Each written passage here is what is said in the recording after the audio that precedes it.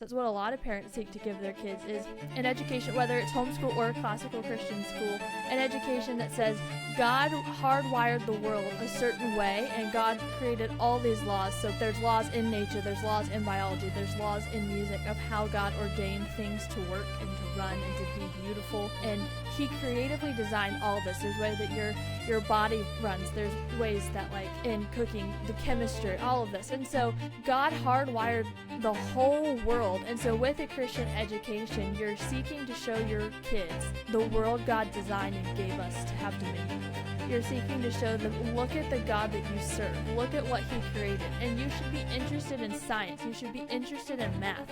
Because an orderly God created an orderly and beautiful world.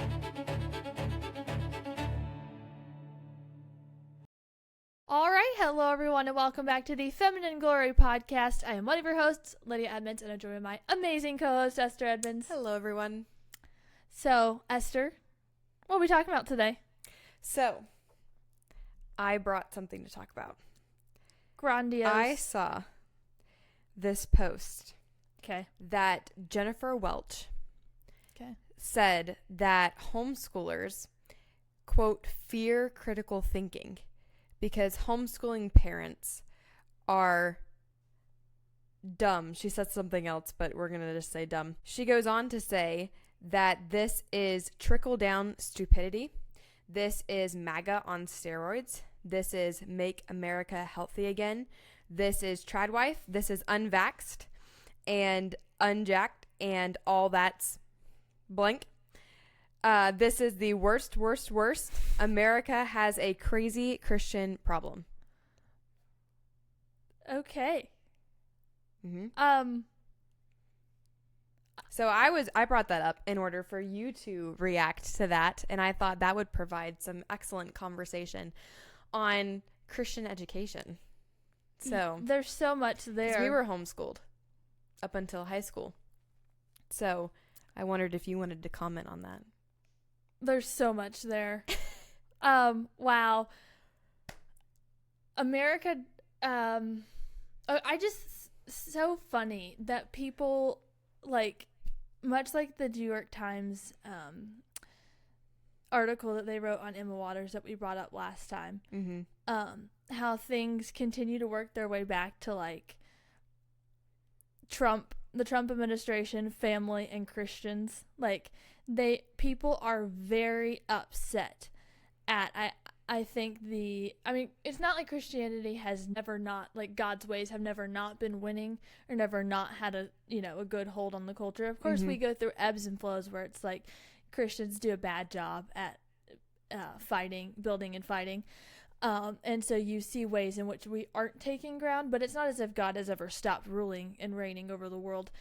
But I think we're in a moment due to things like Trump being in office. And once again, Trump is not our savior. I think Christians saw an opportunity to build, and a lot of Christians are building. Of course, we could do a better job. But the fact that, like, this keeps going back to, like, Trump and Christianity and family, and probably that things like this post in the New York Times article and Emma Waters come about because they're seeing things Christians actually build and being effective in the culture once again.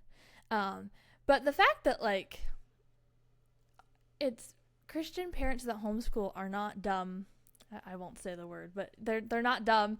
They're not, this isn't downstream stupidity, like, or that we're somehow scared of critical thinking. I think homeschooling gets a bad name because of things like the unschooling movement. But a lot of Christian parents turned to homeschooling because they wanted to give their kids something they didn't have. They wanted to give them a solid education that does actually train them to think critically. That's what our parents did. That is our story. Like, they wanted to give us a solid education. They wanted us to train us to think critically, and they wanted to show us the world through a biblical worldview. Like, that is Christian education. That is what our parents gave us. That's what a lot of parents seek to give their kids, is an education, whether it's homeschool or classical Christian school, an education that says God hardwired the world a certain way and God created all these laws. So there's laws in nature, there's laws in biology, there's laws in music of how God ordained things to work and to run and to be beautiful.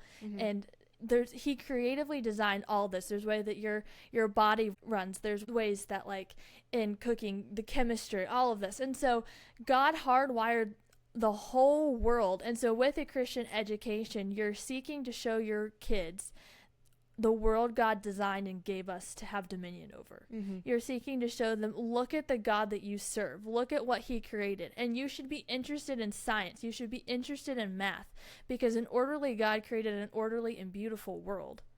And I think that's the type of mindset that, of course, not everyone, once again, the unschooling movement has taken a foothold in Christian circles, and that's very sad to see. But parents that actually take their job seriously of educating their children, I think that's the mindset they have. Well, I want to say, like, even with the unschooling movement, you're still teaching your kids, so they are going to learn something. And the student is not above his teacher. And so if you are unschooling, quote unquote, you're not actually unschooling anyone. You are training your children to do something. You're just training them to be lazy. You're not training them to think. And so, and I think going back to, I agree with what you said, Lydia. And I think that this is where it really bothers me that people, and they've done this before, they'll take it with the tradwife movement or something of that nature, and they associate a movement with Christianity, and they make them synonymous, and I think that's really dangerous. And but I think that there's an underlying issue here, that it's a fundamental attack on Christianity itself, and they're upset at Christianity. And so I think, going back to what she was saying, that we have a Christian problem. And that is the scary part of that statement, is that there are several people that will agree with Jennifer and say that, yes, we have a Christianity problem, and so we're upset at Christianity. And so it's not actually the homeschooling movement. It's just Christianity in of itself. It's a cover. Right. To actually get at God, what they think is getting at God. Right. And I think that this goes back to what Dr. Boot was saying in our interview with him, that it's either theonomy or autonomy, God's ways or our ways, which fundamentally we cannot have our own ways. It's going to break down. But I think that people like to think that they can have autonomy, but you actually cannot. And this is where actually having a good, godly Christian education, regardless of what it is, if it's homeschool or if you are in a private school or if you are in a classical Christian school, part of education and our job in educating, whatever phase of life you're at, is to train children to think with a biblical worldview. And so with that comes critical thinking, but it's critical thinking because of a biblical worldview. And I think that we grew up with people all of the time that would give homeschoolers a bad name. And it was really difficult to watch kids our age that we grew up with to not be properly educated while we were being properly educated, because the awkward homeschooler came from somewhere, that kind of talk. Right. There are kids that are like that are very socially awkward, and you're like, no, you really, maybe public school would have been better for you. I don't love public school, but you should have gone to public school, because wow. Yeah, I mean, at the time, it was one of those things where you see certain kids and how their moms are educating them, and it is not a biblical education by any stretch of the imagination. And so I think that I understand where, if she was just upset at kids being homeschooled, it would make sense. Now, statistically, it's not proven that homeschoolers are worse off and cannot think critically versus public schoolers. It's statistically shown that homeschoolers can actually think more critically than public school students, and they have higher SAT scores. So the homeschoolers are essentially better equipped in education and in critical thinking than public school. I mean, a lot of the kids get into college can't even read, and so just that alone. But aside from that, part of a Christian education, and part of why homeschoolers are actually homeschooling their kids, or at least why our parents homeschooled us, was they believed that as the parents, they had a fundamental duty to raise us with a biblical worldview and to train us to have a biblical worldview as that relates to everything, as that relates to science, as that relates to history, as that relates to rhetoric, as that relates to reading, as that relates to everything, English, grammar, everything that we were doing through school was viewed through a biblical lens. And so I think that is extremely important and vital, and it's unfortunate that several parents don't have that view when they come to educating when it comes to educating their children. Well, it's a form of, you have to view it as a form of discipleship. And if you're not discipling them through education, someone else is. Yep. So if you send them to public school, they're being discipled in their classes with views on the world that are seeking to avoid God. Mm-hmm. So, God didn't create the world. We all just evolved over millions of years. It wasn't this beautiful act of a gracious creator. It was just, from the goo to the zoo to you. And now here we all are. So isn't that wonderful, this wonderful process? And so they try to take God out of the equation, going back to the theonomy versus autonomy. And so as Christian parents, we need to all have an idea that this is discipleship. You're training your kids. And so how are they being trained? Mm-hmm. Is the education aiding what you're teaching them at home if they are going off to a private or classical situation? And so is that aiding what you're teaching them in the home? And how are they going to be equipped to then be politicians one day, to be businessmen one day, to be bankers, to be plumbers, whatever? How equipped are they for that job or whatever job? Because the reality is you don't know what your kids are going to grow up and do. Yep. Like you can see, okay, they have a huge interest. So like for me, when I started getting older into like my early teens, I developed a love for flowers. Like more serious than just, every summer we grow a flower patch. It's like, okay, I think I want to do something with this. Mm-hmm. And so my parents fed that desire, but it could just be, all right, that's my hobby, and I go on to do something I didn't ever see coming. Like I wouldn't have seen coming a mile away. And so you want them to be equipped for whatever the Lord calls them to, for whoever they're going to marry. And that's also the point of a Christian education, discipleship in the things of God, prepared to extend and expand God's kingdom no matter what path God calls them on. Because God is going to equip your children to good works. That is a promise that he makes, and that is ultimately what we are created to do, is to glorify God and enjoy him forever. And we glorify God in the good works that we do. And so if you aren't training your kids that in any job, like you're saying, Lydia, any job that they've been given, to think biblically about it, is if you're not training them to do that, then you are setting them up for failure, and you are setting them up to be hellions. Because, if you're just training them to be smart, if that's your ultimate goal, then you're just raising a Hitler. Well, and yeah, that's a great point, Esther. And to that point, if you think, like, if you see deficiencies, shall we say, in your children, things you're like, well, that's not quite right. And you think that the education is going to fix that. Fundamentally, there's a problem there. It's not that the schooling in and of itself produces a wonderful child that goes on to be, of course, it's a wonderful aid, but as Christians, if you don't have the Bible as the foundation from the get-go, you have failed. Mm-hmm. Like, you have failed in raising your children and discipling them the proper way. The Bible has to first and foremost be the foundation. Well, it's a proper order of loves. Yes. And that is the foundation through which we understand the rest of it. Like, I think we brought this up on the last episode maybe, but actually that the Bible speaks to everything. Mm-hmm. Like, okay, so if you're going to grow up and be, a politician or someone involved in finances, what does the Bible say about taxes? Mm-hmm. What does the Bible have to say about marriage? What does the Bible have to, and so for all these different avenues, realizing as Christians that the Bible actually does have something to say about this. The Bible actually has something to say about law today, and politics today, mm-hmm. and education today. And so that also needs to be the fundamental, that needs to be the foundation for your education as well. And as far as the critical thinking goes, I think that if you train your children, so let me back up and say, there are some people that think that, and this goes along with the homeschooling movement, we're going to homeschool in order to shelter our kids from encountering any evil outside of our home.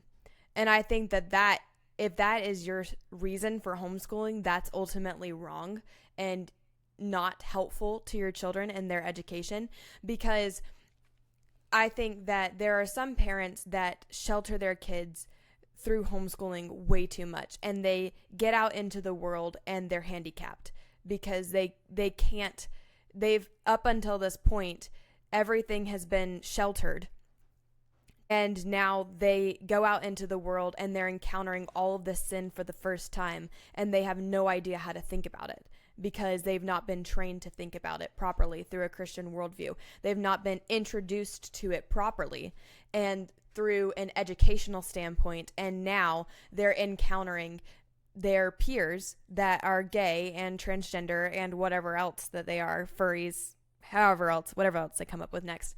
And then they have no idea how to handle this because they've not been educated properly on how to think through this through a biblical worldview.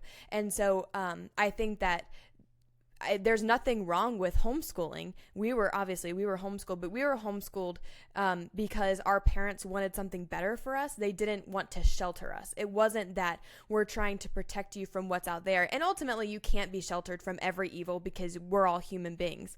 So even if you were to lock yourself up in a room all on your own, you'd still have enough evil in your heart.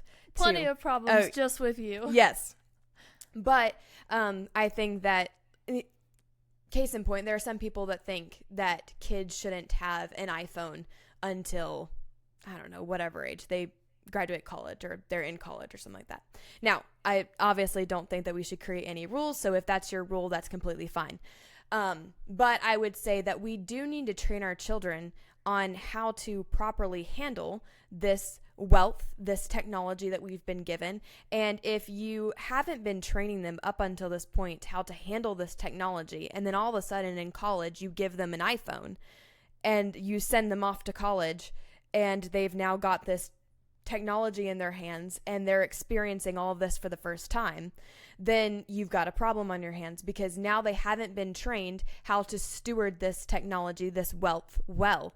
And so I think that it's the same thing with our education. If we're not actually training kids on how to think critically, and how to think, more importantly, biblically through all these topics, then they're going to encounter all this evil and have no idea what to do. And so I think, yes, give them Immanuel Kant, give them Karl Marx, give them all of these, wicked books, and give them all of these ideologies of the day, but give it to them and train them and teach them this is why this is bad. And it's the same thing. It's like we did with, no different than movies or books that we would read growing up. Like our parents would show us a movie and they'd pause it partway through and when we were little and say, now kids, we do not agree with this. This is why we don't agree with this. Did you see this? What's wrong here? And it trained us to view everything through a biblical lens. Like, don't just check your brain out the door. Now, we are ruined in some form or fashion because of that, because you can't just kick back all the time and just watch a movie without analyzing it. But it's wonderful because that means that we've been trained to not just be entertained by sin or be lulled to sleep by whatever woke ideology is getting thrown our way. Yeah, because I think Christians need to look at it as a form of, through education, through education, you're seeking to show your children this is the world God made. Here's how sin is seeking to corrupt the world God made. Here's what God has to say about that. Here's how we are to respond. Here's Christians that came before you and how they responded to these similar situations. You're giving them rules and standards through which they are going to live, through which they are going to hopefully honor the Lord. And that is extremely, extremely vital to understand. Like, that is the foundation. Here's how the culture seeks to go against God. That's what you're seeking to show them in education. Well, the point is, like, you're giving them knowledge. And yes, he that increaseth knowledge increaseth sorrow. So it says that in the Bible. But you need knowledge in order to acquire wisdom. And that's the point, is school education is giving them knowledge, and the beginning of knowledge begins with the fear of the Lord. And so we're training them to be knowledgeable. So then when they encounter the world, which, I mean, they're going to encounter the world at home. Then that's what's so funny. People bring the distinction like, oh, now you're jumping out into the real world. You've finished your education and now welcome to the real world. And I just want to say, well, if I haven't been living in the real world up until now, what is this new real world that I have not experienced? And so I understand what people mean, but it is always, it's a funny thing because you're thinking, well, I've been encountering the real world up until now. So This is just really, really funny. But it's one of those things where you want to say that this is what your education has been preparing you for. So now that you've acquired the knowledge about how to operate in God's world, now you're going to apply that knowledge in order to get wisdom on operating wisely and faithfully in this world that the Lord has created. And so that's the point, is to create faithful Christians who can discern and assess what is true here, what is biblical, what's true, what's false, how do I think about this, how does God think about this, and what is my next move going to be. And I think viewing it, as you mentioned, Esther, like as a gift you're giving, a wonderful gift to your children through a Christian education. And now it's like, once you do get to the point, it's like, okay, you're starting that job, you're starting, you know, it may start as a summer job, and then slowly as they are finishing up with school, they add more hours or whatever. Now you're starting your full-time job, whatever, jumping into the working world, so to speak. You've been given a gift. How are you going to use it now for God's glory? And I think that's a wonderful way to think about education, rather than it, because then it becomes more like a get to, not a got to. I get to learn about the world God created. I get to get this gift every day for several hours a day. All right, now how am I going to use it? Yeah, and it creates a thankfulness, like you're saying, to the world, that to the Lord for the world that He created, and it creates an appreciation for your history, for what kind of story the Lord has written in the past. It gives you wisdom on how to be an Issachar. So now, you know, Solomon says there's nothing new under the sun. And so let's look at our past, let's look at our history. And now, in light of that history, you know, the world never repeats, but it rhymes. And so now let's look at our lens in where we're at as far as our current day, and does this reflect any time in history? So what can we do? What did we do bad then? What did we do good then? Let's apply that here, and let's not repeat some things, and let's do repeat some things. And yeah, I mean, I think that it creates an appreciation for art. It creates appreciation for what is actually good and beautiful in this world, you know, versus just coasting along and being simply entertained by it. Okay, so then we've talked about the importance of a Christian education, what you're giving to your kids. What now do you think, if you could kind of maybe lay out what Christian parents should be seeking to offer, kind of the mission, the vision of Christian education, what we can accomplish with kids brought up in that environment? Okay, what do I think we can accomplish? Yeah, through kids, like kind of what are we striving toward? Oh, you were ready for that. I was sent something, and it was quite epic. Okay. This is what we're striving for, if I can find it again.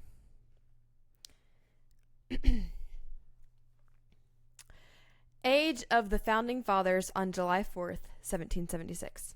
Okay. James Monroe, 18 years old. Aaron Burr, 20. Alexander Hamilton, 21. James Madison, 25.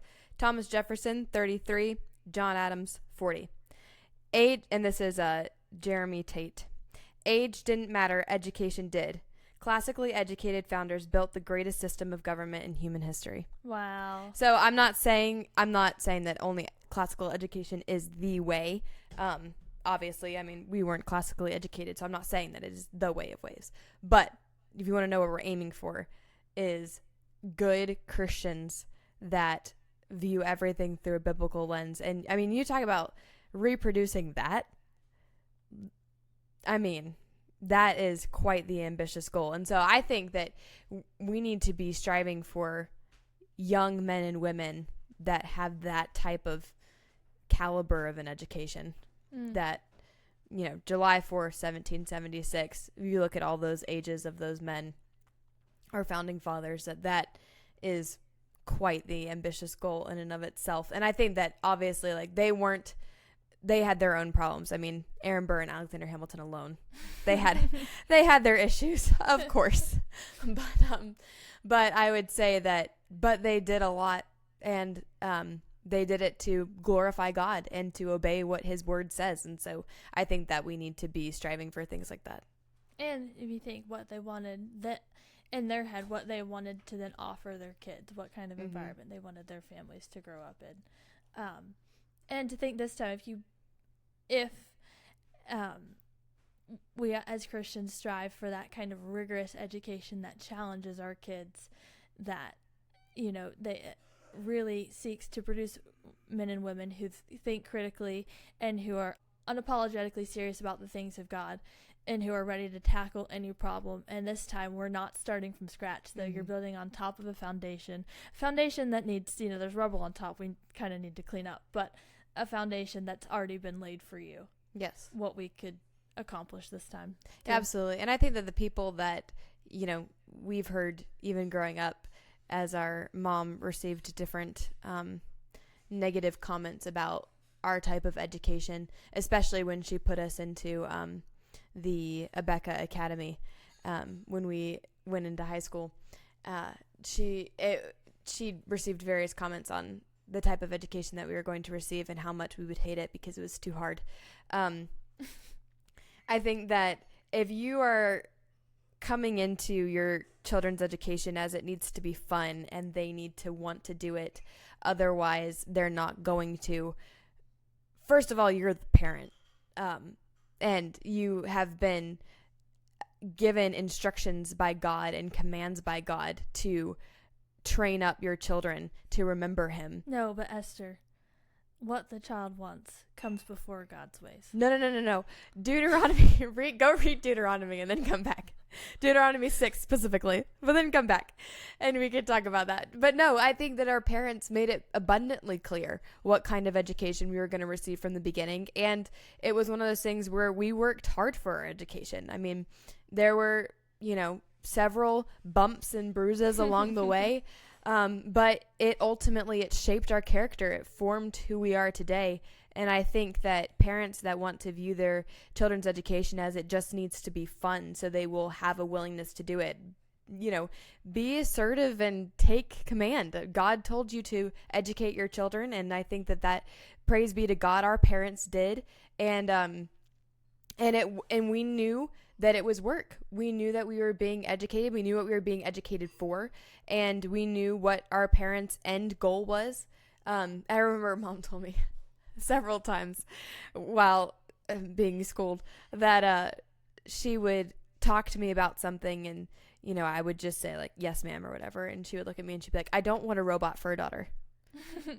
Do you actually agree with me or do you disagree with some things? Like, let's talk it out. And I loved that. I didn't love it at the time, but I love it now because that trained you to just think like, no, she didn't want kids that just obeyed the leader, in the sense of she didn't want... I don't want to have conflict with you, so I'll just say yes, ma'am. Right. Even though I actually disagree. So I'm lying to you fundamentally. But then but I don't actually respect you as my elder. And so it's like, if you have a question, she taught us to respectfully bring up the question. If you have an issue with something. Now, ultimately we knew that if we weren't going to obey and do our schoolwork or obey her and what she was trying to teach us in, then we were going to get in trouble. And especially if it wasn't done, in a respectful manner. We were taught to respect our parents. And so it wasn't one of those things where we were just allowed to, I don't want to do school, so I'm not going to do school. But she, within that framework of, no, you are going to do school, but if you have questions about what you're being taught, let's talk about it.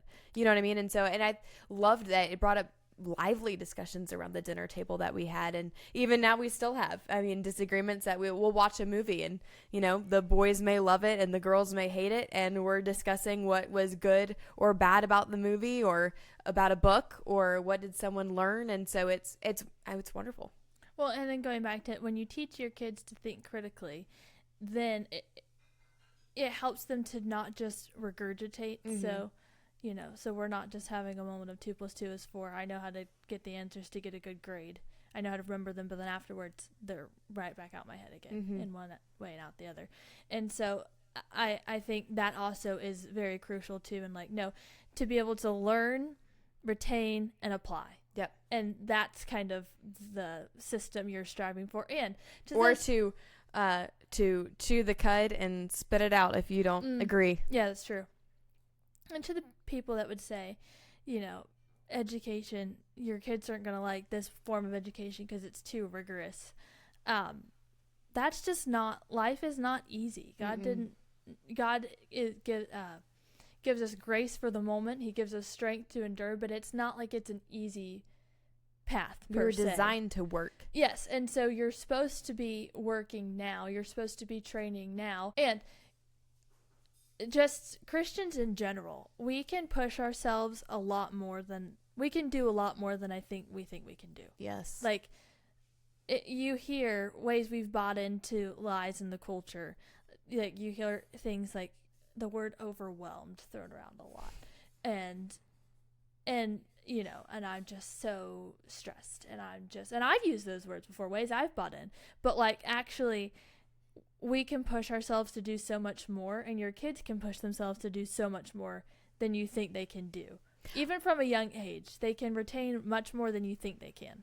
Yeah.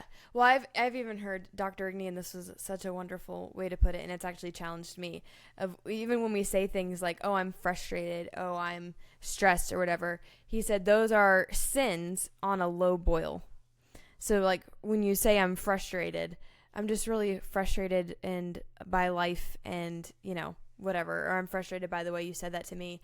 And I think it's like it's a decoy to kind of not address the sin issue in your heart about it. And so it's like, oh, I'm frustrated. Well, no, you're angry. Just you're angry on a low boil. So you're not screaming. You're not that angry, and you're not yelling at your husband, or you're not yelling at your sister, or you're not yelling at your brother or your coworker or whatever, but you are definitely angry. It's just on a low boil. So it's not, you can tell something's off, and something's going to continue to be off, or it's going to increase until then you're full blown angry, and you're and it's at its highest boil, and now the kettle's whistling and it's abundantly clear. So that made me think of what you were saying. I think that's exactly, it's an excuse to, or like we even had somebody, I'm going to change up the story just a little bit so that way I don't rat this person out, since I've not been given permission to share this. But we've even known people that have decided to just not do something that might tempt them to sin, simply because it might tempt them to sin. So, to like avoid certain things, right? Like, yeah. And again, I'm going to change up the story, but it's they refused to do laundry because they got tempted to get overwhelmed by laundry, and they refused to do the laundry because of that. So the husband did the laundry. And so it's one of those things where you say, like, that, to your point, Lydia, we need to get a bigger vision. If just doing laundry tempts you to sin, then you're not doing enough as a Christian. And so that's the point of, like, a godly Christian education, is to train children up to decide. Like, the goal is, like Lennox described to us, and what the Lord has laid out for us in Genesis and then in Matthew is the Great Commission: disciple the nations, take dominion of the nations. And so that's the goal. And it's not and if you're just overwhelmed by something as a laundry pile, then you've not been trained to do the hard work when you were small. Mm-hmm. And through things like that, teaching your kids to work through those moments when, okay, you're going to be up till 11 p.m. working on homework tonight, but you have to get it done. Helping disciple them through those moments so that then when they're grown up, they can handle those difficult situations. Although there will still be difficulty within it, much easier than if they had you would coddle them and their emotions at the time. It's like, well, I'll let you off of this. You don't have to do that homework assignment because poor baby, you need sleep. And it's like, yes, but you also need to teach them endurance. You need to teach them self-control through those difficult situations. And that's also the importance of then giving them a rigorous Christian education. Like, the world doesn't stop just because you're tired. Yeah. That's like what our parents have told us before, that they want to make our life right now so busy that when we get married and we have kids, it'll be a breeze. That has been their goal when they talk to us kids. And I mean, it was when we were younger and we stayed up until 4:00 at night baking goods for our mom's baking business in the community. And then, you get up and you have to do school. So you stay awake till 4, you get a few hours of sleep, you get up, you do your schoolwork. They still expected the same amount of work to get accomplished. And it was, we were able to get sleep other days. We didn't stay up till 4 every night. But there was a phase there where it really was difficult to try to get your school managed. And we were like 13, 14-ish. Around then, yeah. Around that age. And so it's like, I mean, and also we were taught to get jobs when we were, odd and end jobs from the community. Noah was mowing. You and I were cleaning houses for an income. So they were teaching us how to manage our money and manage our money wisely. We were loving on our community. We were blessing our community. They were blessing us. And all at the same time, it was teaching us how to be proper stewards of what the Lord's given us, be good time managers, and how to do it all with excellence. Like, that was very clear that we were supposed to do everything still with excellence. Like, we couldn't slack off on our grades because we stayed up baking. We couldn't slack off on our grades because we had to go clean someone's house. We couldn't slack off on our grades because the boys had to go mow somebody's lawn or go do yard work for somebody, for their grandparents or whatever. It's one of those things where it's like doing all of that all at the same time teaches you how to handle high intense situations, how to handle being tired and controlling your emotions, and to control, to be a good time manager, to be a good steward of what the Lord has provided you, and to do it all with a joyful heart and with excellence as unto the Lord.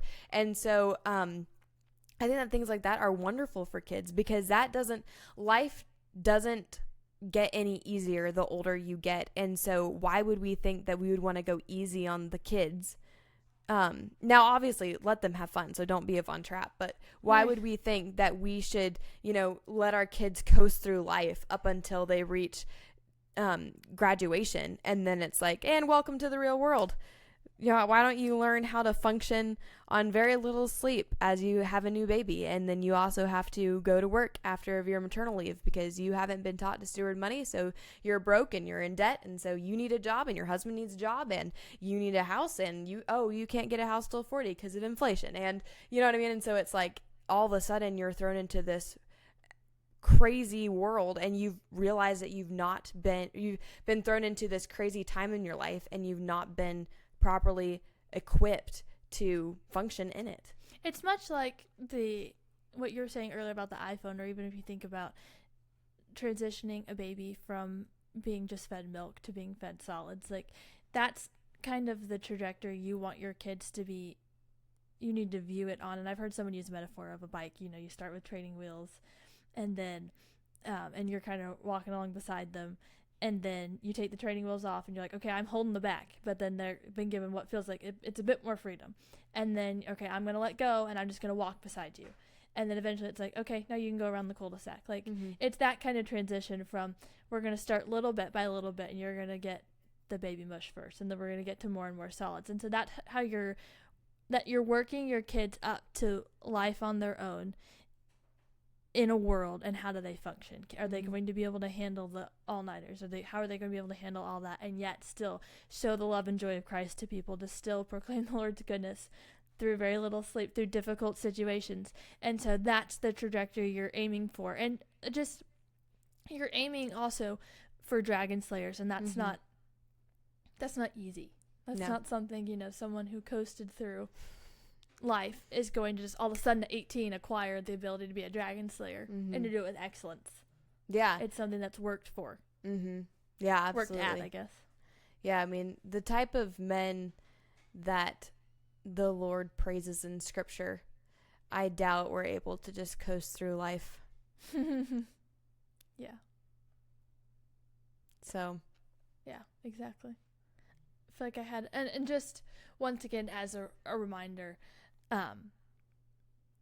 the foundation, God and His Word, prayer, of course, and that needs to be your foundation through everything. Remember why in the first place you're doing a Christian education.